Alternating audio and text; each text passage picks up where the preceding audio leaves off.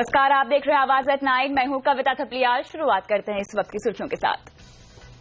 Trump की नीतियों से डरी भारतीय आईटी कंपनियां, पहली बार नैसकॉम ने नहीं जारी किया वित्त वर्ष 2018 के लिए आईटी सेक्टर में ग्रोथ का अनुमान। Actually, Trump might be a blessing in disguise. Why do you say that? It will focus the Indian talent, it will focus the Indian IT industry. NASSCOM leadership summit में बोले Mukesh Ambani, Trump की सख्त नीतियां IT sector के लिए साबित हो सकती हैं वरदान। बोले डेटा के बूते आएगी चौथी क्रांति। टाटा सन्स चेयरमैन बनने के बाद एन चंद्रशेखरन का पहला टीवी इंटरव्यू। कहा, नई अमेरिकी वीजा पॉलिसी से निपटना नहीं होगा आसान, लेकिन डटकर करेंगे सामना। अब मिनटों में मिलेगा पैन नंबर, मोबाइल से भर सकेंगे टैक्स रिटर्न। सरकार तैयार कर रही है खास ऐप। स्टेट बैंक में होगा 5 सब्सिडियरी बैंकों का विलय, कैबिनेट की मिली मंजूरी। शेयर बाजार में भारी मुनाफा वसूली, निफ्टी 8,750 के नीचे फिसला। सेंसेक्स में 183 पॉइंट की तेज गिरावट। इसरो ने लगाई अंतरिक्ष में सेंचुरी, एक साथ 104 सैटेलाइट लॉन्च कर रचा इतिहास। और अब नहीं झेलनी पड़ेगी ट्रैफिक की मार, जल्द आने वाली है उड़ने वाली ड्राइवरलेस कार, कीमत करीब 2.25 crore.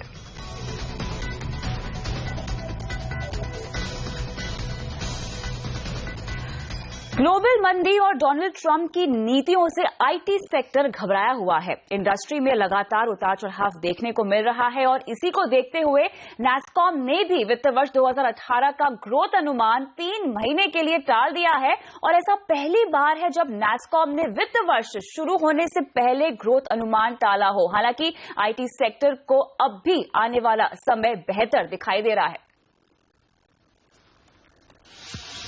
NASSCOM chairman CP Gurnani ने कहा है कि आईटी इंडस्ट्री में नौकरियों पर बड़ा खतरा बदलाव की निशानी है और टेक्नोलॉजी के बढ़ते इस्तेमाल के बीच इंडस्ट्री और एजुकेशन सिस्टम को तैयार रहना होगा। ऑटोमेशन से क्या नौकरियों के ऊपर फर्क पड़ेगा? हमेशा ऑटोमेशन से, जब ट्रैक्टर आए थे तो कोई फर्क आया था, जब ऑटोमोबाइल्स आए थे तो फर्क आया था, जब रोबोटिक्स आई थी तो फर्क आया था मैन्युफैक्चरिंग इंडस्ट्री में। मेरा ये मानना है कि consumption of technology is increasing. अगर कंजम्पशन बढ़ रहा है तो अपॉर्चुनिटीज बढ़ रही हैं, बट जिम्मेदारी नैसकॉम के ऊपर भी है, जिम्मेदारी एजुकेशन सिस्टम पर भी है कि हम अपने आप को रीस्किल करें एंड वी रिमेन रेलेवेंट। साथ ही मुकेश अंबानी ने यह भी कहा है कि अमेरिकी राष्ट्रपति डोनाल्ड ट्रंप की नीतियां भारत के आईटी सेक्टर को बढ़ाने में मदद कर सकती हैं। मुकेश अंबानी ने यह बात नैसकॉम इंडिया लीडरशिप फोरम में कही। What do we want to achieve in the next 10 years? And I was telling them that actually Trump might be a blessing in disguise. Why do you say that? It will focus the Indian talent, it will focus the Indian IT industry to focus on solving problems in India. Mukesh Ambani ने यह भी कहा कि देश में चौथी क्रांति data और कनेक्टिविटी के बूते ही होगी। उन्होंने कहा कि डेटा नया नेचुरल रिसोर्स है और देश के लगभग 1.3 अरब की आबादी भारत की ताकत है। To my mind, data is the new natural resource, and fundamentally you have to have a lot of people to generate data and use data. So in that sense, India is naturally blessed with its 1.3 billion people. Data in its raw form, right, is useful, but for it to have real value, it has to be processed into intelligence. And we are really at the beginning of that era where data is really the new oil, and India, just with its talent and young population in this natural resource, will have a competitive advantage. तो NASSCOM summit में बोले मुकेश अंबानी, लेकिन हम आगे बढ़ते हैं, बात करते हैं शेयर बाजार में आज हुए कारोबार की। 7 दिनों तक एक दायरे में रहने के बाद शेयर बाजार में आज हमने तेज गिरावट देखी। बाजार कमजोर खुला और एक समय निफ्टी 8,700 के बेहद करीब पहुंच गया था। ऑटो, बैंक और फार्मा शेयरों में बिकवाली की सबसे तगड़ी मार पड़ती हुई आज हमने देखी है। कारोबार के अंत में हमने देखा कि सेंसेक्स में 184 और निफ्टी में लगभग 67 पॉइंट की भारी गिरावट रही। भारतीय स्टेट बैंक को एक ग्लोबल बैंक बनाने की दिशा में कदम बढ़ाते हुए सरकार ने सहयोगी बैंकों के साथ एसबीआई के मर्जर को मंजूरी दे दी है। इसके साथ ही State Bank of Bikaner and Jaipur, State Bank of Mysore, State Bank of Travancore, State Bank of Hyderabad और स्टेट बैंक ऑफ पटियाला के विलय का रास्ता साफ हो गया है। लेकिन भारतीय महिला बैंक के बारे में सरकार ने फिलहाल कोई फैसला नहीं किया है। कैबिनेट ने पहले ही इस मर्जर को सैद्धांतिक सहमति दे दी थी और बैंकों के बोर्ड से मंजूरी के बाद आज कैबिनेट ने इसको औपचारिक मंजूरी भी दे दी है। 104 उपग्रहों को एक साथ एक ही अंतरिक्ष यान से भेजकर इसरो ने आज अंतरिक्ष विज्ञान के क्षेत्र में एक नया विश्व रिकॉर्ड कायम कर दिया है। इससे पहले 2014 में 37 सैटेलाइट एक साथ भेजने का रिकॉर्ड रूस के नाम था और इस लॉन्च ने रूस और अमेरिका के बीच स्पेस साइंस की होड़ को किनारे करते हुए भारत को इस कतार का अगुवा बना दिया है। इस अभियान के जरिए भारत ने न सिर्फ विज्ञान और टेक्नोलॉजी में झंडे गाड़े हैं बल्कि आर्थिक और व्यावसायिक तौर पर भी अपनी धाक जमा ली है। मार्स ऑर्बिट मिशन मंगलयान के बाद ये भारत की अंतरिक्ष में लगातार दूसरी बड़ी सफलता है और इसरो की इस कामयाबी पर प्रधानमंत्री मोदी समेत देश के हर खासोआम ने बधाई दी। आज भारत के वैज्ञानिकों ने एक साथ, ये दुनिया का सबसे बड़ा रिकॉर्ड है, एक साथ 104 सैटेलाइट लॉन्च किए। अरे मेरे देश के वैज्ञानिकों ने आज अवकाश में भी सेंचुरी पार कर दी। आगे बढ़ते हैं। मनरेगा को यूपीए की गलतियों का स्मारक बता चुकी केंद्र सरकार खुद उस पर खूब मेहरबान दिखाई दे रही है। बजट में लगभग 10,000 करोड़ रुपए ज्यादा दिए गए और अब मजदूरी में बढ़ोतरी की तैयारी है। इन ऑर्डर टू मेक पहले बजट में मनरेगा में योजना का आवंटन 38,500 करोड़ रुपए से बढ़ाकर 48,000 करोड़ रुपए किया और अब ग्रामीण विकास मंत्रालय मनरेगा के तहत मजदूरों की न्यूनतम मजदूरी को बढ़ाने की तैयारी में है। इस साल भी यही निर्णय लिया गया है कि जैसे विगत वर्षों में करते रहे हैं, consumer price index agricultural labour के बेसिस पर हम मनरेगा में जो मजदूरी है उसको बढ़ाएंगे।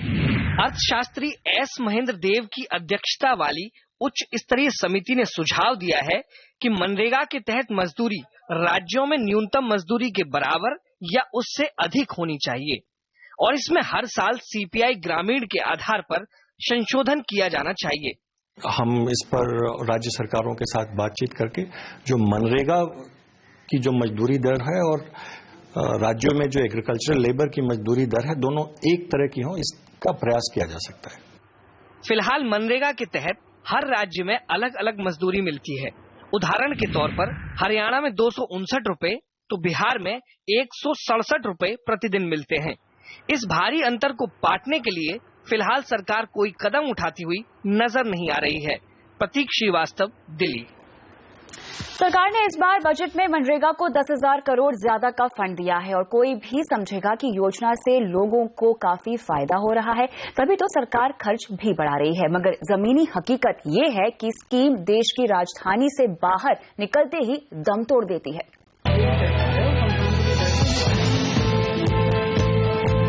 दिल्ली से महज 40 किलोमीटर की दूरी पर जिला गौतम बुद्ध नगर के दनकौर ब्लॉक में रामपुर बांगर गांव में मनरेगा का हाल देखिए। 2,500 की आबादी वाले गांव में एक भी ऐसा नहीं मिला जिसे मनरेगा में फूटी कौड़ी भी नसीब हुई हो, जबकि गांव के 22 लोग सरकारी दस्तावेजों में जॉब गारंटी पा चुके हैं। उन लोगों ने मेरी आईडी ली थी और फॉर्म भरवाया, बोल रहे थे कि तुम्हें पैसे मिलेंगे यहाँ और काम करने के लिए। यहाँ हमने एक भी दिन काम नहीं किया है और नहीं हमें पैसे मिले। इसमें आप बता रहे हो हमारा नाम है, हमें कुछ जानकारी नहीं है इस बारे में। मेरा नाम सुमित वाटी है, आदर्श सुभाष चंद है। यहाँ पे सारा काम जेसीबी ने किया था।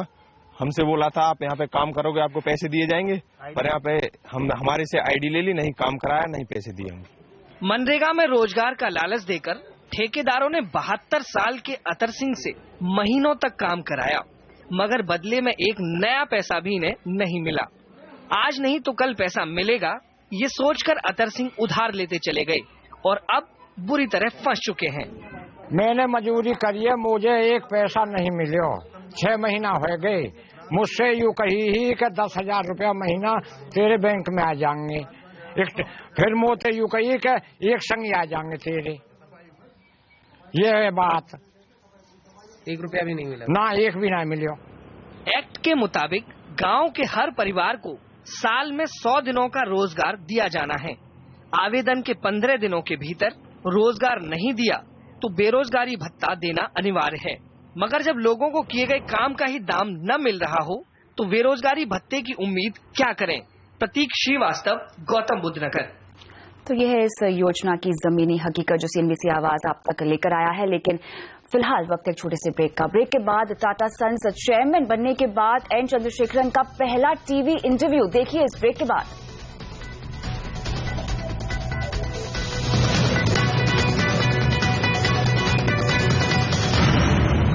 टाटा सन्स के चेयरमैन बनने के बाद एन चंद्रशेखरन का पहला टीवी इंटरव्यू में उन्होंने कहा कि नई अमेरिकी वीजा पॉलिसी से निपटना आसान नहीं होगा, लेकिन इसके लिए वो पूरी तरह से तैयार हैं। I believe that market is good. Yes, if there is a visa regulation, H-1B regulation, will there be a problem? Yes, there will be a problem. What will be the problem? I don't know, because we don't know what the change is.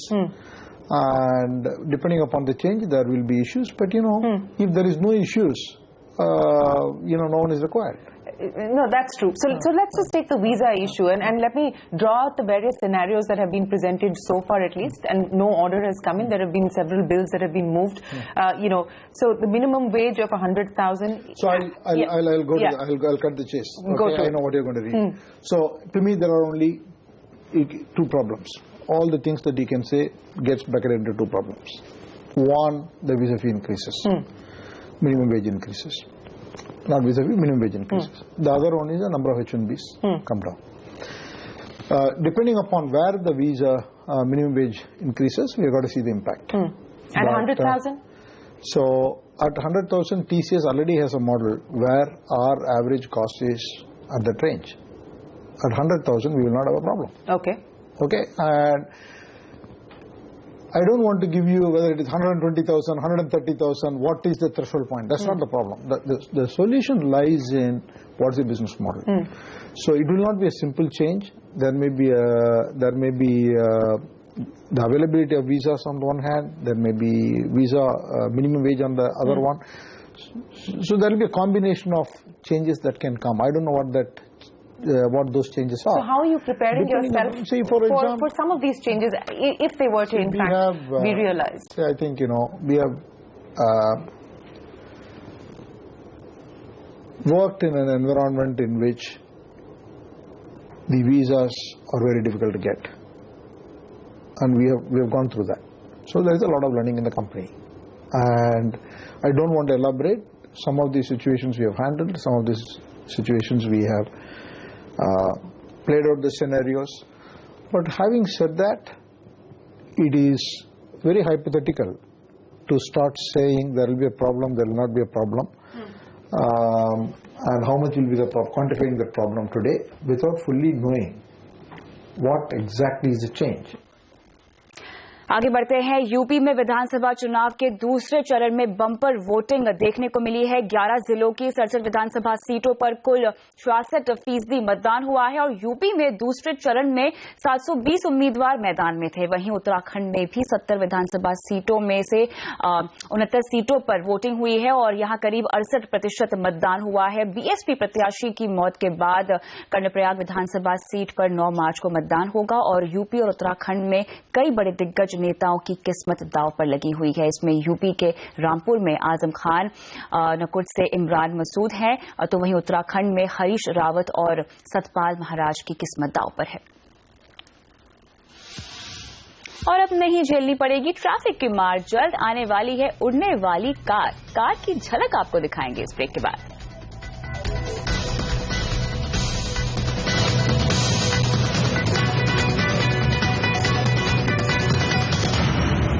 जैसे कोई कल्पना सच हो गई हो, जैसे bond की फिल्मों में से एक करिश्माई कार सामने आकर खड़ी हो गई है। जी हां, आ गई है उड़ने वाली कार। ये जमीन पर चलेगी, हवा में उड़ेगी और इसे बनाया है डच कार कंपनी पेल्जी ने। इस कार में क्या खास है, जानने के लिए सीधा जुड़ते हैं हमारी सहयोगी शिबानी खरत से। शिबानी, करिश्माई कार लग रही है, बताएं ये कार है कैसी और ये उड़ती कैसे है? बिल्कुल बिल्कुल, एकदम जैसे जमीन पर शुरुआत करके आसमान में एकदम छू हो जाती है, बिल्कुल वैसी कार बनाई है। बहुत ही अजीब और बहुत ही इंटरेस्टिंग कॉन्सेप्ट है पूरा। एक जमीन पर बिल्कुल F1 कार की तरह तेज भागेगी और हवा में बिल्कुल हेलीकॉप्टर बन जाएगी। लगभग एक बार में 1300 किलोमीटर तेज, मतलब हवा में इतना तेज जा सकती है, मतलब लगभग एक बार में मुंबई से दिल्ली तक का डिस्टेंस तय कर सकती है। साथ ही 2 लोग इस कार में बैठ सकते हैं, मतलब आप किसी को अपने साथ में ले जाना चाहे तो इस कार में जरूर लेके जा सकते हैं।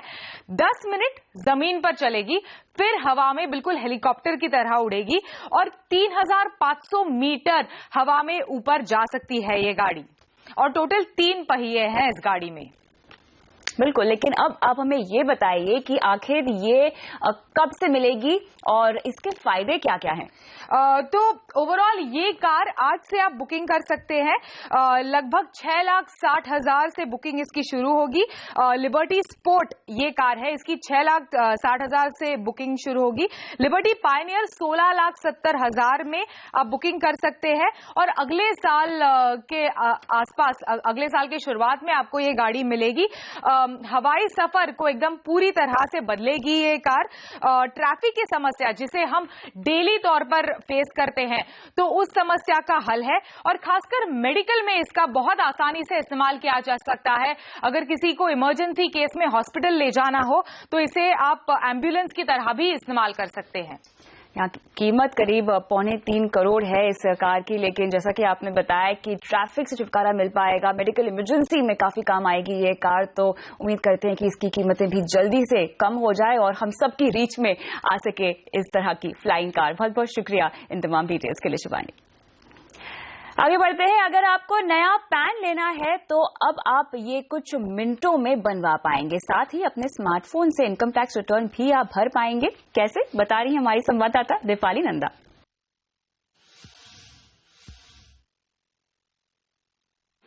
दिनों का वक्त लगता है वो चंद मिनटों में आपके हाथों में होगा।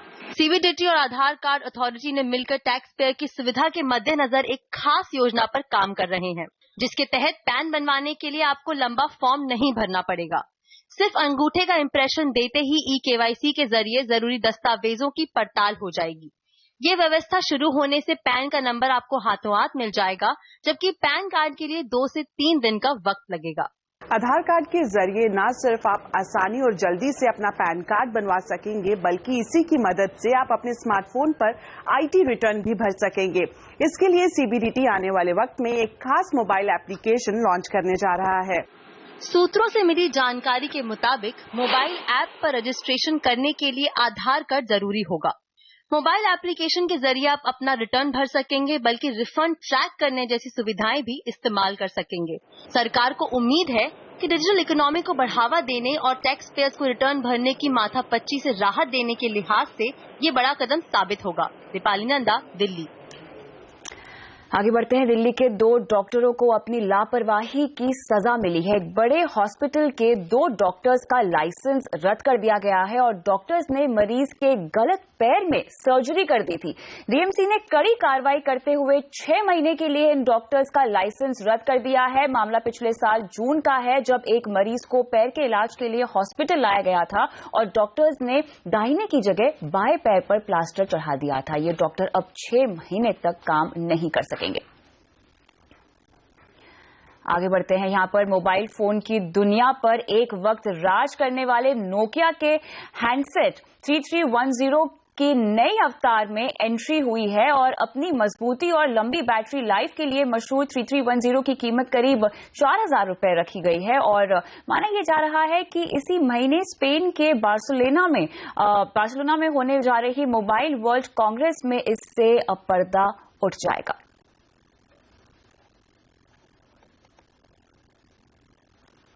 इसी के साथ आवाज एट 9 में इतना ही, लेकिन आप बने रहिए CNBC आवाज के साथ ही। नमस्कार।